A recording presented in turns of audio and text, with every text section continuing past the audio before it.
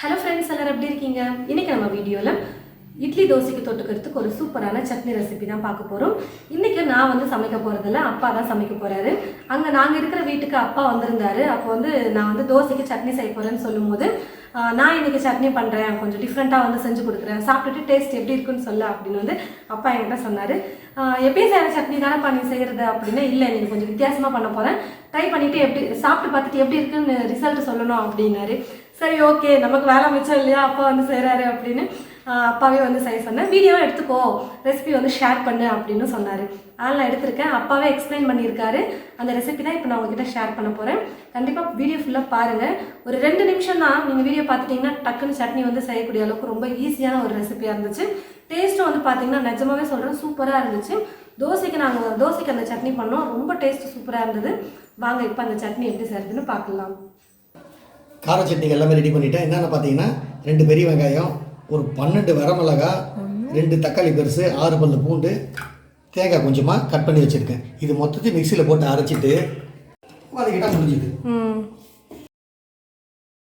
இது பாருங்க, அரைச்சிட்டேன். இப்போ இதை வதக்கிக்கலாம். கடாய் வச்சுருக்கோம், எண்ணெய் காஞ்சி வச்சு கடுகு போட்டுக்கலாம். கொஞ்சம் சீரகம் சும்மா 2 சிட்டிகை,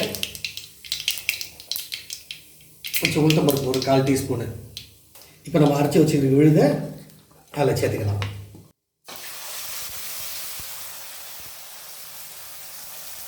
கொஞ்சம் தண்ணி ஊற்றி மிக்சியை அதுலேயே அலசிட்டேன். இப்போ வரமிளகாலாம் போட்டு நிறைய போட்டு வச்சுருப்போம். இதில் நல்லா காரமாக இருக்கும். இப்போ தேவையான அளவுக்கு உப்பு போட்டுக்கலாம். இதுக்கு நான் தேவையான அளவுக்கு உப்பு போட்டுக்கிறேன்.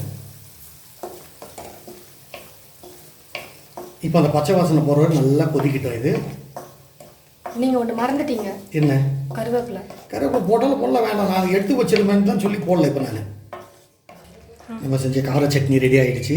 இது கார சட்னின்னு சொல்லலாம், காரக்குழம்பு மாதிரி இருக்குன்னு பார்க்கறதுக்கு நீங்கள் அப்படி தான் சொல்லுவீங்க. ஆனால் இது நல்லாயிருக்கும் டேஸ்ட்டு. இது தோசைக்கு இட்லி ஊற்றி சாப்பிடும்போதும் செம்ம டேஸ்ட்டாக இருக்கும். ஸ்டவ் ஆஃப் பண்ணிவிட்டு மாற்றி விட்டு தோசை ஊற்றி சாப்பிட வேண்டியது தான். அடுத்த வீடியோவில் பார்ப்போம். பாய்.